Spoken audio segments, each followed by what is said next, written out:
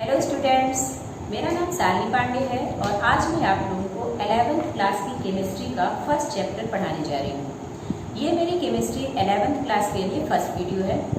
Chapter का नाम है some basic concept of chemistry, जिसे हम रसायन शास्त्र की कुछ मूलभूत अवधारणाएं भी कहते हैं। आप यहाँ पर रसायन शास्त्र या केमिस्ट्री के कुछ इम्पोर्टेंट थ्योरीज को और है क्या रसायन विज्ञान हमारा, इन सब के बारे में स्टडी करेंगे। तो सबसे पहले आपने छोटी क्लासेस में पढ़ा होगा कि साइंस क्या है, विज्ञान किसे कहते हैं, तो आप लोगों से बनता होगा, लेकिन आप फिर से यहाँ पर देख लीजिए। यह प्रकृति के क्रमबद्ध, सुव्यवस्थित तथा सुसंगठित ज्ञान को ही विज्ञान कहते हैं। जो विज्ञान है उसकी बहुत सारी ब्रांचेस हैं, जैसे भौतिक विज्ञान आप पढ़ेंगे फिजिक्स, केमिस्ट्री रसायन विज्ञान, खगोल विज्ञान एस्ट्रोनॉमी, वनस्पति विज्ञान बॉटनी, जूलॉजी जंतु विज्ञान और भूविज्ञान जियोलॉजी। इनके बारे में थोड़ा सा मैं बताना चाहूँगी आप लोगों को। सबसे पहले आप खगोल विज्ञान में, जैसे एस्ट्रोनॉमी है तो आप उसमें क्या उसमें दिया रहता है, उसमें आकाशीय पिंड के बारे में, ग्रह उपग्रह तारों के बारे में जानकारी दी रहती है। फिर उसके बाद भूविज्ञान में विभिन्न प्रकार के पर्वत जो हो गए, पृथ्वी से की गतिविधियाँ हो गई, उनके बारे में जानकारी दी रहती है। फिर उसके बाद फिजिक्स में ताप क्या है, दाब क्या है, लाइट के बारे में, प्रकाश के बारे में ये जानकारी दी रहती है। फिर उसके बाद वनस्पति विज्ञान, आपको समझ में आ रहा होगा नाम से, वनस्पतियों के बारे में जानकारियाँ उपलब्ध होती हैं। जंतु विज्ञान में जीव जंतुओं के बारे में जानकारियाँ उपलब्ध होती हैं, उनका किस प्रकार से खान पान है, उन सब के बारे में जानकारियाँ रहती हैं। और फिर उसके बाद लास्ट में रसायन विज्ञान। रसायन विज्ञान क्या है? प्राकृतिक विज्ञान की वह शाखा है जिसमें पदार्थ या द्रव्य, जिसको मैटर कहते हैं, मैटर भी कहते हैं, उसके बारे में अध्ययन कराया जाता है। यानी पदार्थ क्या है, पदार्थ के कण कौन कौन हैं, सूक्ष्म तक कण इसमें होते हैं, जैसे अणु परमाणु, है ना, तो उनके बारे में अध्ययन कराया जाता है। इसका ताप पर क्या प्रभाव पड़ता है या इनका क्या उपयोग है पदार्थ बनाते समय, इन सब के बारे में स्टडी की जाती है। इसका मतलब क्या है कि यह जो रसायन विज्ञान है प्राकृतिक विज्ञान की वह शाखा है जिसमें द्रव्य के बारे में या उसके सूक्ष्म कण जैसे अणु परमाणु के बारे में अध्ययन कराया जाता है और ताप के बीच इसका क्या रिलेशन है, क्या संबंध है, उसके बारे में बताया जाता है। फिर आप यहाँ पर पढ़ेंगे कि जो रसायन विज्ञान है उसका महत्व क्या है। रसायन विज्ञान का महत्व,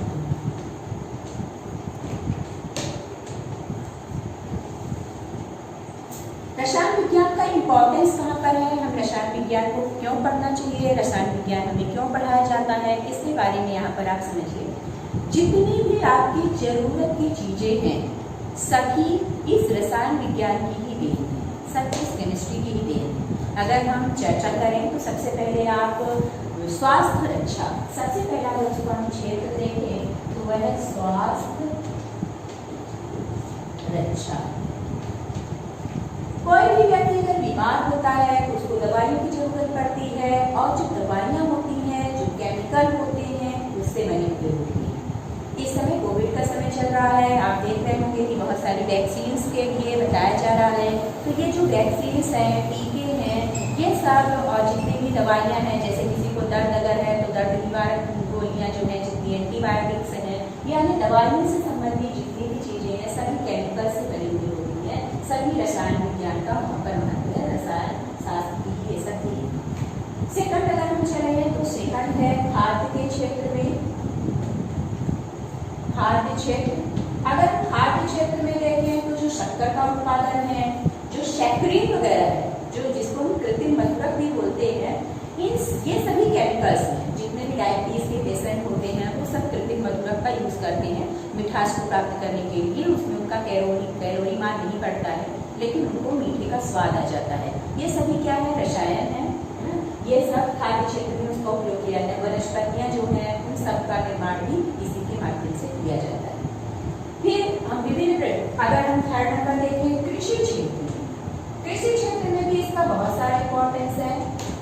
हमें पता है कि कृषि के क्षेत्र में जो विभिन्न प्रकार के उर्वरक हैं, विभिन्न प्रकार के कीटनाशक हैं, ये सभी जो हैं वह कृषि के क्षेत्र में विभिन्न प्रकार के रसायन है, उनका उपयोग कृषि क्षेत्र में किया जाता है। फिर अगर हम 4 नंबर की बात करें, भवन निर्माण। भवन निर्माण, अगर हम इसकी चर्चा करें तो हम जानते हैं भवन निर्माण के लिए हमें क्या चाहिए, लोहे के लिए खिड़की, दरवाजे, ये सब लोहे के बने हुए होते हैं, जिसको हम मेटलर्जी यानी धातु कर्म की प्रक्रिया द्वारा निकालते हैं।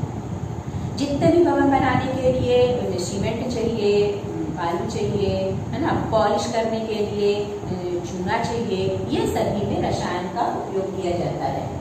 फिर अगर हम 5th नंबर की बात करें, सौंदर्य प्रसाधन। सौंदर्य प्रसाधन, सौंदर्य प्रसाधन का मतलब है हम जब सुबह उठते हैं तो हम जितने भी नहाने के बाद जितनी भी चीजें यूज करते हैं, जैसे तेल हो गया, क्रीम पाउडर, लिपस्टिक, सिंदूर, ये सभी जितने भी सौंदर्य प्रसाधन, पाउडर, ये सभी रसायन और इनका यहाँ पर उपयोग किया जाता है।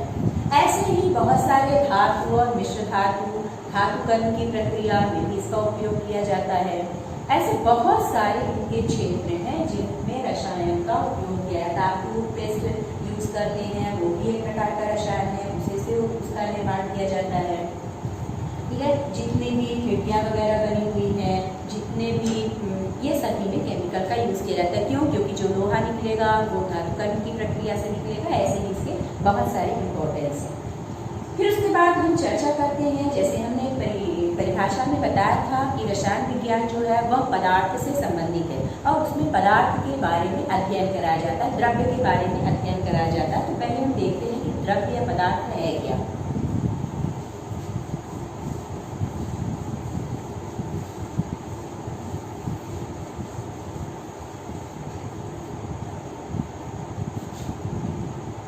द्रव्य, द्रव्य जो है उसको हम पदार्थ या मैटर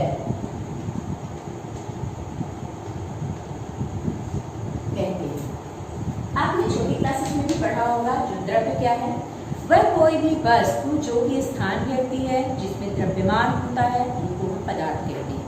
यह ठोस अवस्था में भी हो सकता है, द्रव अवस्था में भी हो सकता है, गैस अवस्था में हो सकता है। जैसे हमने चॉक लिया हुआ है, ये एक पदार्थ है। हमने डस्टर लिया हुआ है, ये पदार्थ है। आप कॉपी लेकर के बैठे हुए हैं, वो एक पदार्थ है। पेन लिए हैं, वो एक पदार्थ है। जो भी हम भोजन करते हैं वो भी एक पदार्थ है। जिस एयर में हम सांस लेते हैं वो भी पदार्थ है। जो हम पानी पीते हैं वो भी पदार्थ है। यानी जो पदार्थ होता है उसकी परिभाषा क्या है कि ऐसी कोई भी वस्तु जिसमें द्रव्यमान होता है और जो जगह घेरती है, जो स्थान घेरती है, उसको हम द्रव्य कहते हैं, पदार्थ कहते हैं। अब जो हमारा पदार्थ है, ये जो द्रव्य है, उसका वर्गीकरण कैसे किया गया है? तो पदार्थ को दो भागों में बांटा गया है। एक होता है मिश्रण यानी मिक्सचर और दूसरा होता है शुद्ध पदार्थ। एक की परिभाषा हम देखेंगे। जो पदार्थ या द्रव्य है जिसको मैटर कहते हैं, वह दो भागों में उसको बांटा गया है। पहला है मिश्रण। मिश्रण नाम से स्पष्ट है, मिश्रित है। इसमें दो या दो से अधिक पदार्थों को एक अनिश्चित संगठन में, यानी रेशियो नहीं है, अनुपात इनका ये नहीं है कि कितना अनुपात कितने का मिला दें। ये जिससे बना हुआ जो पदार्थ, जो चीजें बनेगी उसको हम क्या कहेंगे? मिश्रण कहेंगे। यानी यह दो या दो से अधिक पदार्थों के अनिश्चित अनुपात के संयोग से बनता है। यानी मिश्रण वह पदार्थ है जो दो या दो से अधिक पदार्थों के अनिश्चित अनुपात के संयोग से बनता है। मिश्रण दो प्रकार के होते हैं। एक है समांगी मिश्रण जिसको होमोजीनियस मिक्सचर भी कहते हैं। समांगी मिश्रण, समांगी मिश्रण को हम होमोजीनियस मिक्सचर भी कहते हैं। और दूसरा है विषमांगी मिश्रण। विषमांगी मिश्रण को हम हेट्रोजीनियस मिक्सचर कहते हैं। नाम से ही स्पष्ट है।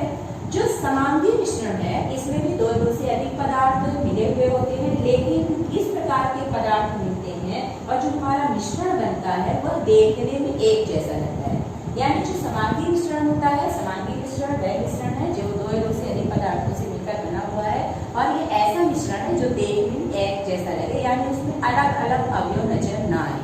जैसे अगर हम एग्जाम्पल की बात करें तो जैसे शक्कर जो है अगर उसको पानी में डाल करके घोल देते हैं तो जो शरबत बनता है उसमें शक्कर अलग नहीं दिखती, हमें देखने में एक जैसा दिखता है। उनमें अलग अलग अवयव अलग अलग दिखाई नहीं देते, तो उनको हम किस श्रेणी में रखते हैं? समांगी मिश्रण की श्रेणी में रखते हैं। फिर अगर हम चर्चा करें विषमांगी मिश्रण में, तो विषमांगी मिश्रण वह मिश्रण है जिसमें दो या दो से अधिक पदार्थों को मिलाते हैं, तो जो मिश्रण बनता है वह मिश्रण में घटक अलग अलग दिखाई देते हैं। जैसे अगर हमने बालू है उसमें हमने शक्कर मिलाई, ठीक है, तो ये मिश्रण है क्योंकि बालू की मात्रा निश्चित नहीं है, शक्कर की मात्रा निश्चित नहीं है, एक अनिश्चित अनुपात के संयोग से हमने मिलाया, लेकिन मिलाने के बाद जो हमें मिश्रण मिला उसमें बालू हमें अलग दिखाई देगा, शक्कर हमें अलग दिखाई देगा। इस कारण से उसको किस कैटेगरी में रखा गया है? विषमांगी मिश्रण की कैटेगरी में रखा गया है। फिर आगे चलते हैं शुद्ध पदार्थ। जो शुद्ध पदार्थ होते हैं ऐसे पदार्थ हैं जो शुद्ध हैं, यानी उसमें एक ही प्रकार के घटक होंगे, वो पदार्थ क्या है? हमारे शुद्ध पदार्थ हैं। जो शुद्ध पदार्थ होते हैं उसको दो भागों में बांटा गया है। पहला है तत्व, जिसको हम एलिमेंट भी कहते हैं। तत्व माने एलिमेंट, और दूसरा है यौगिक। यौगिक को हम कंपाउंड कहते हैं।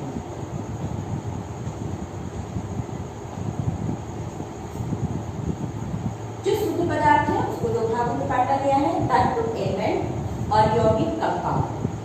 तो तत्व क्या है? तत्व ऐसे जो एक ही प्रकार के परमाणु से मिलकर बने होते हैं, जो एक ही प्रकार के परमाणु से मिलकर बने होते हैं उन्हें तत्व कहते हैं।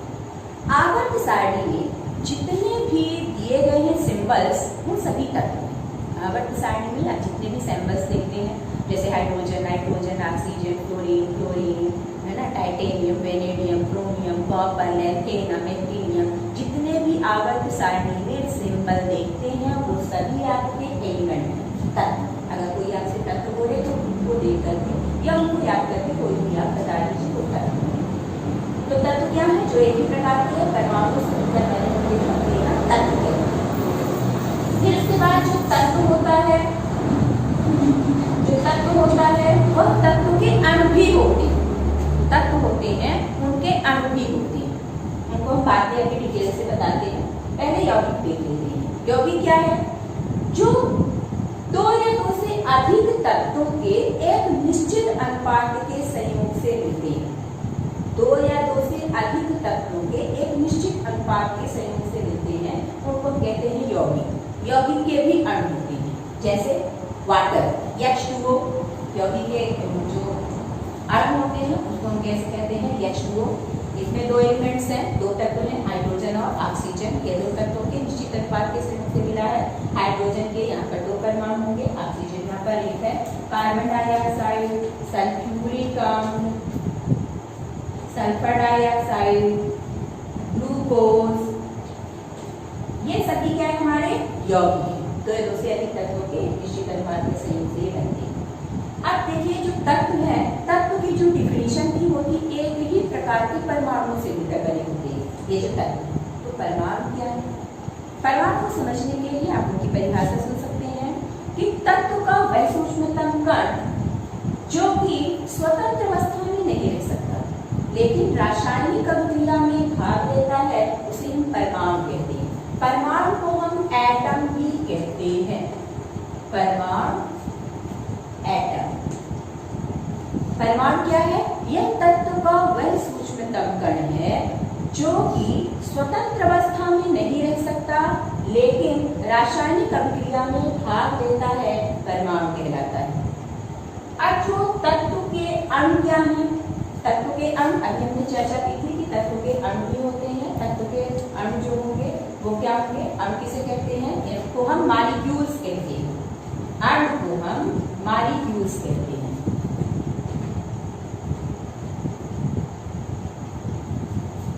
जो अणु है वो क्या है? यह किसी तत्व या यौगिक का, इसकी परिभाषा क्या है? यह किसी तत्व या यौगिक का वह सूक्ष्मतम रूप है या वह सूक्ष्मतम कण है जो कि स्वतंत्र अवस्था में रह सकता है लेकिन रासायनिक अभिक्रिया में भाग नहीं लेता, अणु कहलाता है। इसमें तत्व और यौगिक दोनों के गुण होते हैं, ठीक है। जो अणु होता है वह तत्व का भी हो सकता है, यौगिक का भी हो सकता है।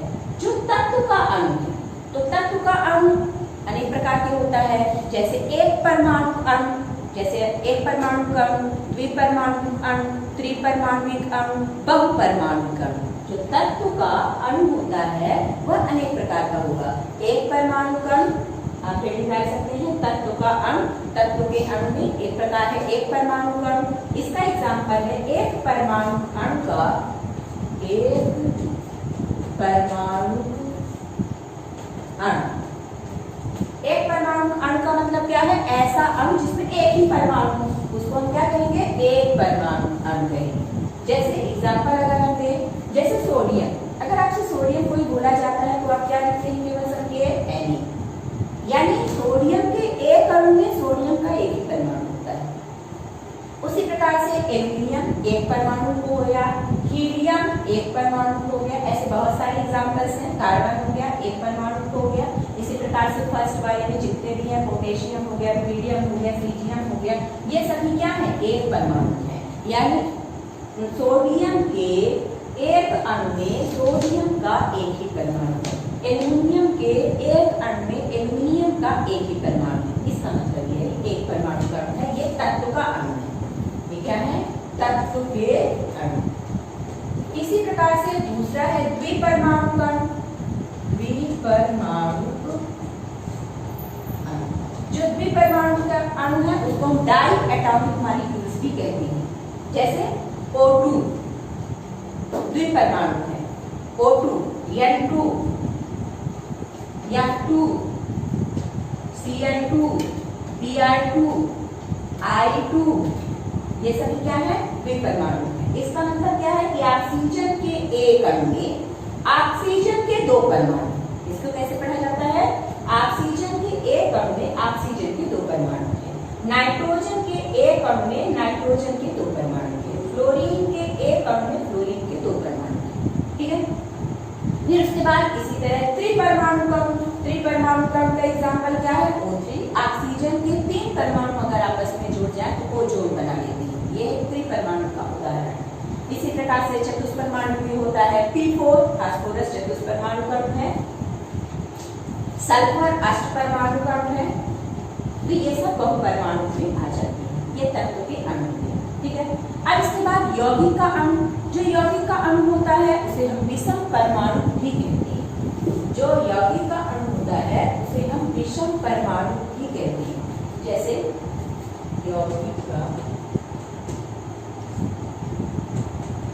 अणु, इसे हम विषम परमाणु भी कहते हैं। विषम परमाणु का मतलब क्या है? क्योंकि यह दो या दो से अधिक तत्वों से मिलकर बना, इसलिए इसको विषम परमाणु नाम दिया गया। जैसे HCl, दो एलिमेंट्स है, इसमें दो तत्व हैं, हाइड्रोजन और क्लोरीन। H2SO4, इसमें तीन तत्व हैं, हाइड्रोजन, सल्फर और ऑक्सीजन। अमोनिया NH3, इसमें दो तत्व हैं, नाइट्रोजन और हाइड्रोजन। इसी water H2O, CO2 carbon dioxide, SO2, ये सभी हमारे क्या है? यौगिक के अणु। ठीक है। तो